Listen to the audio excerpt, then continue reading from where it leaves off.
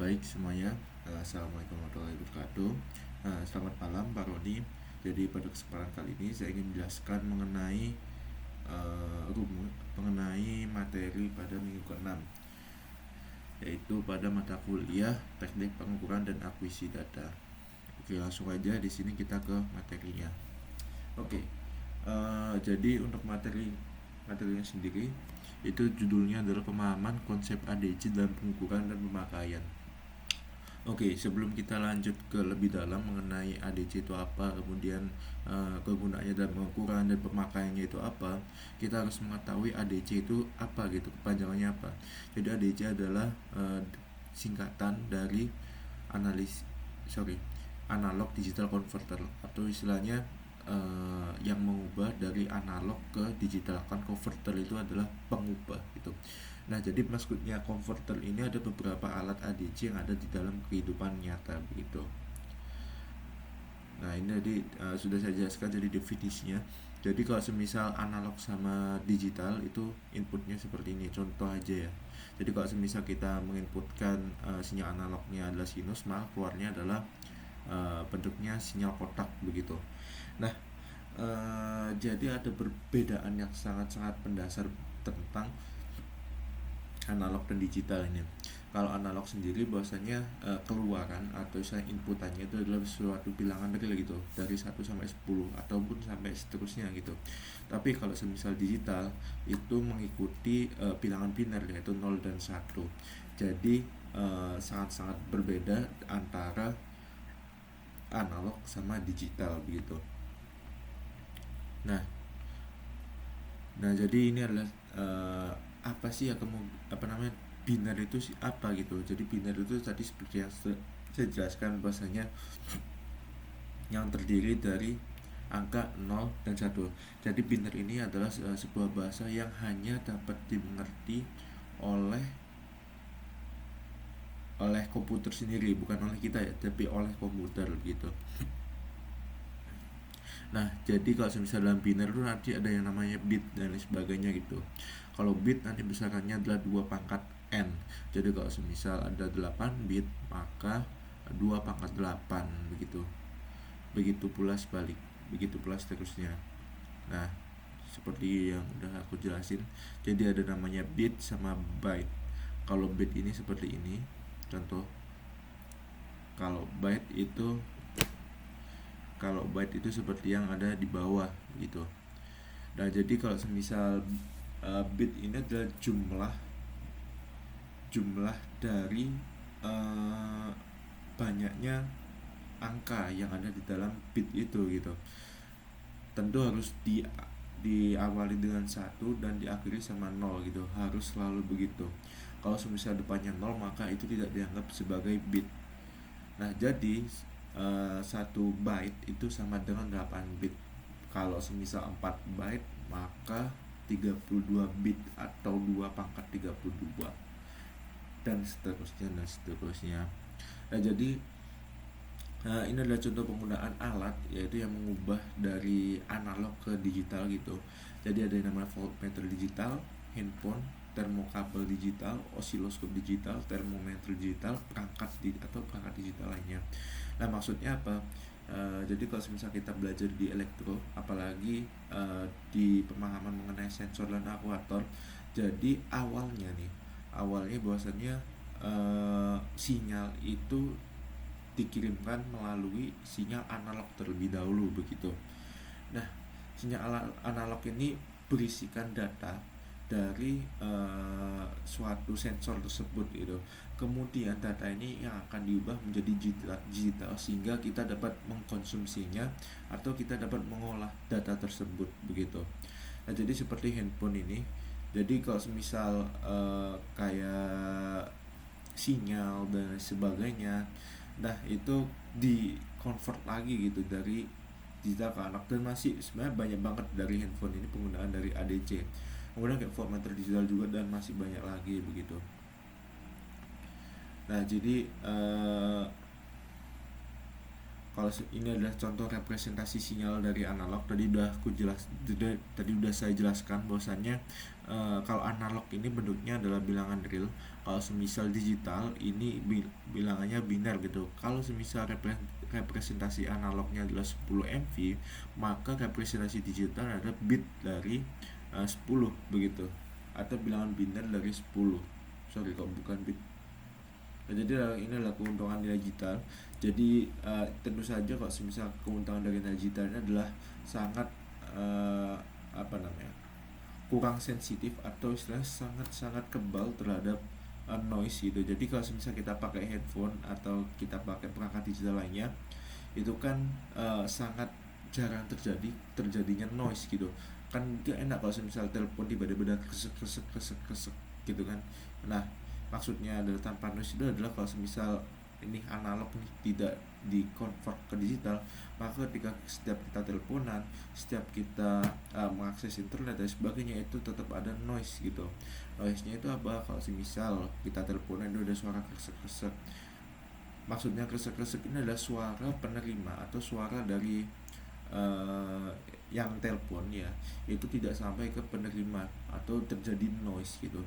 Maka biar tidak terjadi noise, harus di convert dulu ke digital begitu, baru di convert ke suara, seperti halnya kayak mic gitu, dan masih banyak lagi.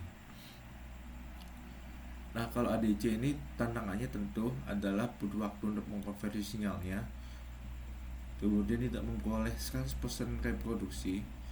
Jadi dia itu tidak mendapat 100%, jadi masih ada sekian persennya yang belum dikonvert gitu. Kemudian dia membutuhkan desain rangkaian yang kompleks. Nah, jadi sudah kita belajar tentang apa itu ADC, maka kita selanjutnya akan belajar mengenai prinsip dari kerja ADC gitu. Nah, tadi udah saya jelaskan bahwasanya kalau semisal satu bit itu adalah 2 pangkat n gitu. Berarti kalau semisal 8 bit itu adalah 2 pangkat 8. Nah, jadi contohnya adalah seperti ini. Perbandingannya adalah kalau semisal kita menggunakan ADC 8 bit sama 12 bit, mungkin perbedaannya ada di level kayak resolusinya.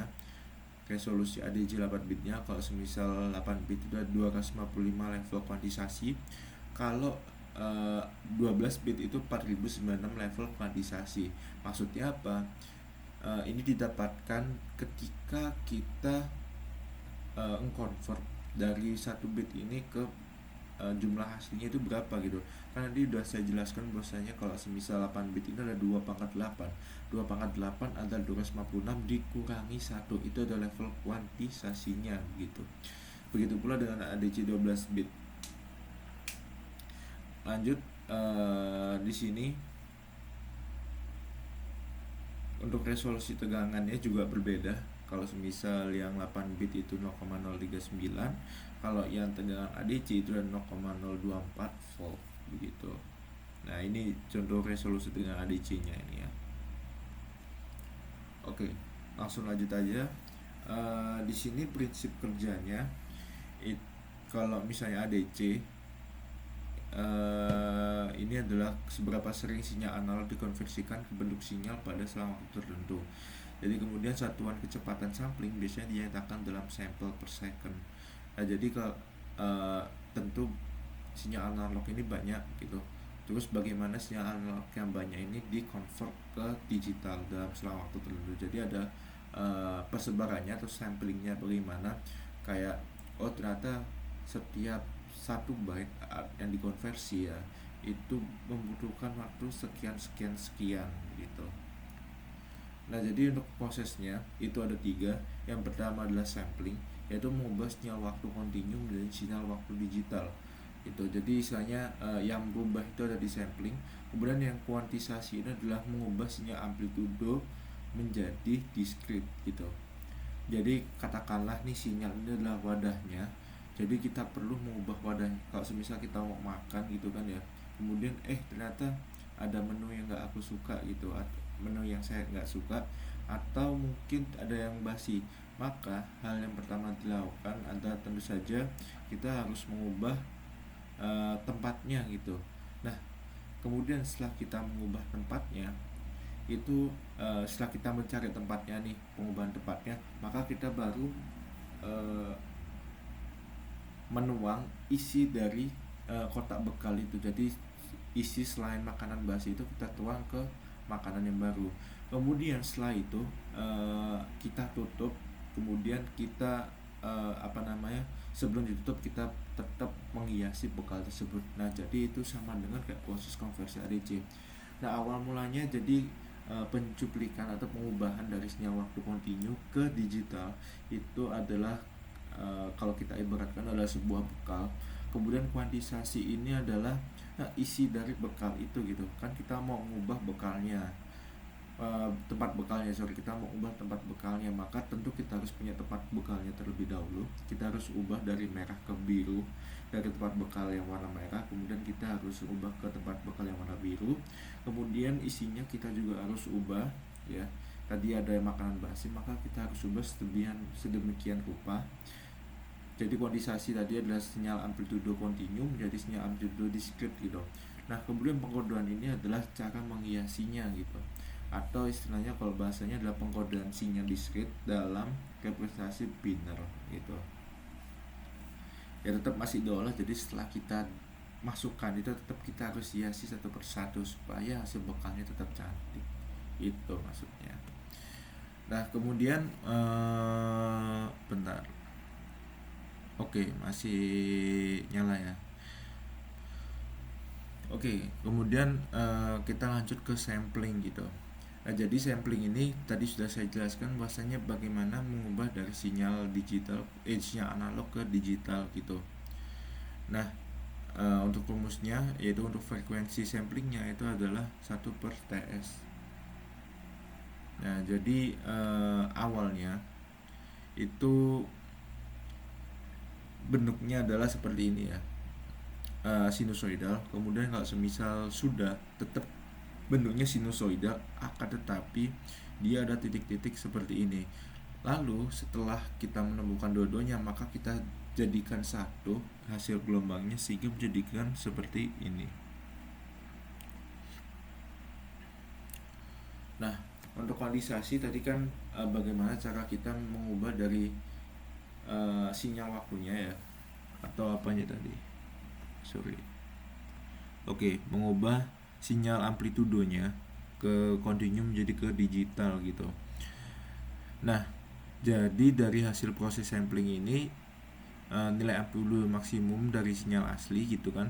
Kemudian ini enggak nilai amplitudo maksimum dan minimumnya ini tidak bisa langsung dikodekan. Jadi harus dikuantisasi terlebih dahulu. Jadi bisa dengan kuantitas ini bisa dengan cara mengelompokkan data diskrit ke dalam kelompok data yang cara memetakan nilai input seperti nilai pembulatan. Jadi tahapan kuantisasi itu yang pertama adalah mencari nilai max dan minimum sinyal asli. Kemudian yang kedua baru menentukan sikap kuantisasi dalam setiap level gitu. Ketiga memberikan nilai kuantisasi dari 0 sampai L-1 di titik tengah zona, baru mengestimasikan nilai amplitudonya. Nah, jadi kalau semisal level kuantisasi itu bisa dinyalakan dalam bersamaan 2A per 2A per segitiga plus 1, atau L sama dengan 2 pangkat BPS, di mana BPS ini adalah bit per sampel gitu. Jadi per sampel ini ada berapa bit, maksudnya adalah seperti itu. Nah, jadi ada namanya juga kalau misal ada namanya kesalahan kuantisasi. Jadi error kuantisasi ini tetap ada batasannya, yaitu berdasarkan rumus seperti yang ada di sini. Nah, jadi error kuantisasi ini tidak akan lebih dari setengah nilai step dari kuantisasinya. Nah, kemudian untuk sifat kuantisasi ini ada dua. Yang pertama adalah besar, sama yang kedua adalah untuk step kuantisasinya itu yang pertama ada besar dan kecil. Untuk kebutuhannya ya, jadi kalau misal step kuantisasi yang besar itu kebutuhan jumlah level kuantisasinya itu berkurang gitu. Kalau step kuantisasinya kecil, maka kebutuhan jumlah level kuantisasinya bertambah.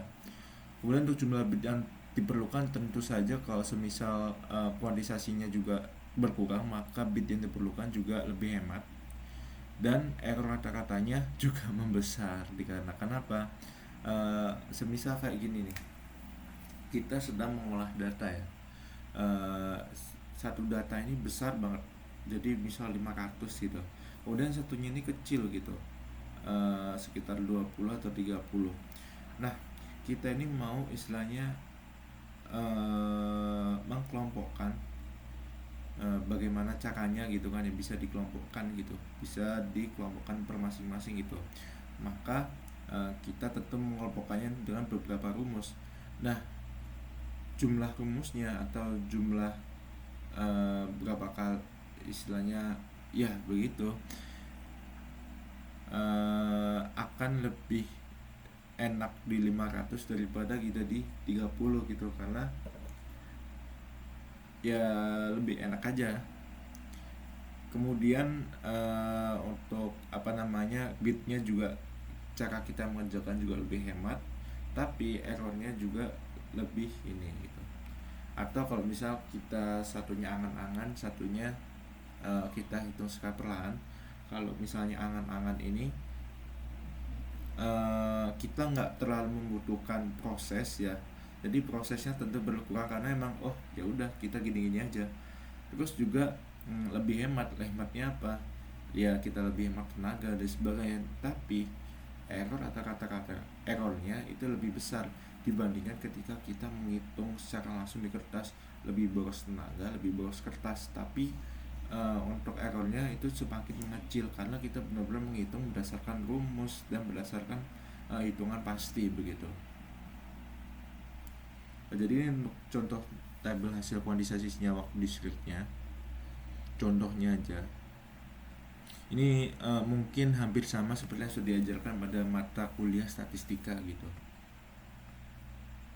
Nah, kalau pengaduan tadi kan sudah senyawa waktu frekuensinya itu diubah dari kontinu ke digital, maka selanjutnya kita menghias gitu dengan mengkodekan. Jadi karena udah dikuantisasi, udah siap untuk dikodekan gitu. Jadi ya udah langsung aja dikodekan dengan rumus ini, 4/5 kali 2 pangkat 8-1. Kalau semisal contoh kasusnya adalah berapa data digital output dari rangkaian IC 0804 dengan 8 bit yang diberikan dengan input analog sebesar 4 volt dan tegangan referensi IC di set 5 volt. Jadi tegangan inputnya itu yang 4, kemudian dibagikan sama tegangan referensi dari IC-nya itu 5, dikalikan sama besar bitnya itu yaitu 2,8 di min 1 sama dengan ya begitu. Kemudian hasil dari data digital output dari IC-nya itu kita ubah ke bilangan biner. Nah, jadi kalau misalnya dalam ADC itu ada yang beberapa cara gitu. Ada yang menggunakan alat langsung, kemudian ada yang menggunakan komparator gitu.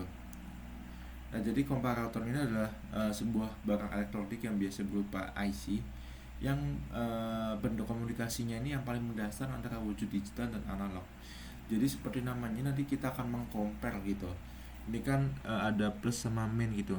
Nah, kalau semisal di ADC, komparator aja di ADC itu kita akan mengcompare antara yang kalau semisal kita masukkan plus sama yang minus gitu. Jadi maksudnya adalah begitu kalau komparator, sehingga kita bisa tahu ADC-nya berapa dan lain sebagainya. Nah, jadi udah saya jelaskan seperti tadi. Kalau misalnya V inputnya lebih besar dari V ref yang di sini, maka V out naik ke level 1 kasih positifnya, yaitu ketegangan di sisi positif. Ya sebenarnya hampir sama sih seperti yang sudah saya jelaskan tadi. Jadi ini untuk rumus-rumusnya. Kalau semisal untuk VREF-nya seperti ini, dan untuk dan ini di masing-masing ini ya, masing-masing alat gitu. Nah, Sebenarnya di OP-AMP, maksudnya apa sih OP-AMP itu? Jadi dalam komparator itu ada yang namanya salah satu alatnya itu namanya OP-AMP atau istilahnya Operation Amplifier gitu. Nah, sama, jadi kegunaannya sama, yaitu untuk mengkonvert sinyal analog ke digital dengan menggunakan metode komparator itu tadi. Nah, jadi dirancang ini, OP-AMP ini dirancang beroperasi dalam mode linear dengan umpan balik negatif. Itu. Kemudian karena OP-AMP tidak memiliki stereo internal, maka jaringan histeresis eksternal selalu diperlukan untuk sinyal input yang berkekuatan lambat. Dan masih banyak lagi begitu. Lanjut. Nah, ini ada jenis-jenis ADC. Yang pertama ada ADC simultan, yang kedua ada sigma delta ADC. Kemudian ada yang ketiga dual slope integrating ADC, yang keempat ada successive approximation ADC. Ini kalau ADC simultan biasanya disebut dengan flash converter atau parallel converter, yaitu yang mengubah VIN analog menjadi sinyal digital output n bit menggunakan dua pangkat n-1 komparator. Jadi kalau konsepnya itu adalah membandingkan V-in analog dengan satu set VREF-nya gitu. Nah, jadi seperti ini contohnya. Jadi kelebihannya kalau misalnya kita pakai flash, yes, namanya itu lebih cepat, kemudian disarankan sederhana dan mudah. Cuman kalau semisal karena memang kan sesuatu yang lebih cepat itu tidak bagus ya. Kalau semisal kita memasukkan inputnya yang lebih besar, maka itu menjadi juga kekurangan dari flash ADC itu. Lanjut. Ini untuk dual slope ADC. Jadi cara kerjanya adalah saat nilai analog dimasukkan, kapasitor akan terisi dan osilator beralih ke counter. Counter ini akan terhitung sampai nilai yang ditentukan, yaitu counter akan reset gitu. Jadi kalau misal counter ini sudah memenuhi angkanya, maka counter ini akan mereset gitu. Jadi inputnya nanti akan pindah dan kapasitornya bersiap kosong gitu. Nah, kemudian ketika kapasitornya sudah kosong, maka counter mulai menghitung. Saat tegangan kapasitor mencapai tegangan referensi, maka hitungan berhenti dan nilainya disimpan di register output digital gitu. Nah, jadi cara kerjanya itu inputnya dimasukkan terlebih dahulu ke dalam kapasitor gitu. Nah, jadi ini contoh ya. Nah, inputnya ini akan dimasukkan ke dalam kapasitor terlebih dahulu. Nah, dari kapasitor ini kalau semisal sudah nih ya, sudah oke, maka akan beralih ke counternya begitu, ke sini. Nah, counter ini yang nanti akan berhitung dari nilai yang sudah ditentukan gitu. Kemudian kalau misalnya counter ini reset, maka kapasitor ini juga akan kosong. Nah, jadi contoh kita masukkan input di sini, nanti akan ditampung di kapasitor. Kemudian dari kapasitor ini nanti akan masuk ke beberapa komparator yang lain gitu, atau OP-AMP kalau misalnya kita bicarakan. Kemudian masuk ke counter gitu. Counter ini nanti akan menghitung gitu. Menghitung kalau semisal sudah ditentukan, dari kapasitor ini akan dikosongkan dan dimasukkan ke counter. Kemudian kalau semisal di counter ini kapasitornya kemudian saat tegangan kapasitornya ini yang sudah di sini mencapai dengan referensi, maka hitungan berhenti dan disimpan di register begitu. Jadi kayak ngisi ember gitu. Jadi ini contoh kelebihannya.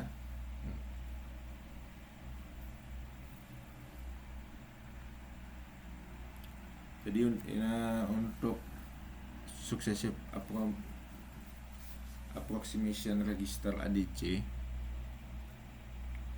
cara kerjanya adalah di setel ulang semuanya ke angka 0. Kemudian ketika V input itu di bit register aproksimasi yang paling signifikan berubah dari 1 menjadi 0, maka output digital register diubah kembali ke analog melalui DAC dan dibandingkan dengan analog yang digunakan. Jadi kalau semisal V inputnya ini udah max gitu ya, udah masuk ke bit register aproksimasi, nanti kemudian akan diubah lagi ke analog dan dibandingkan dengan sinyal input analognya itu berapa. Kalau semisal jika tegangan dari DAC ini lebih tinggi dari di analog yang dimasukkan, maka bit itu akan diatur ulang ke 0, kemudian bertambah, dan MSB berikutnya bertambah dan dibandingkan. Kemudian proses berlanjut dengan cara ini sampai nilai LSB terpenuhi. Jadi LSB ini ada nilainya gitu. Sesuai dengan, jadi kayak logikanya adalah kita masukkan tiba ke DAC, iya, kemudian dibandingkan, masuk ke MSB, dari MSB nanti akan dihitung, sudah akan dimasukkan ke LSB. LSB nanti akan pokoknya menjadi tempat penampungnya sampai sudah memenuhi angkanya gitu. Nah, di LSB jika nilai yang terdapat membuat dengan output DAC lebih tinggi, maka bit diatur ulang ke 0. Kemudian nilai tersebut disimpan ke register output dan memberikan output EOC untuk mengindikasikan bahwa terdapat suatu nilai dalam register. Jadi begitu. Jadi ini adalah untuk kelebihan dan kekurangannya. Kalau semisal perbandingannya itu, kalau dual slope itu dia lebih lambat. Kemudian untuk flash ini tentu sangat cepat. Nah, untuk successive approx itu dia lebih sederhana dan cepat juga. Kalau signal delta, sigma delta itu juga lebih lama. Gitu.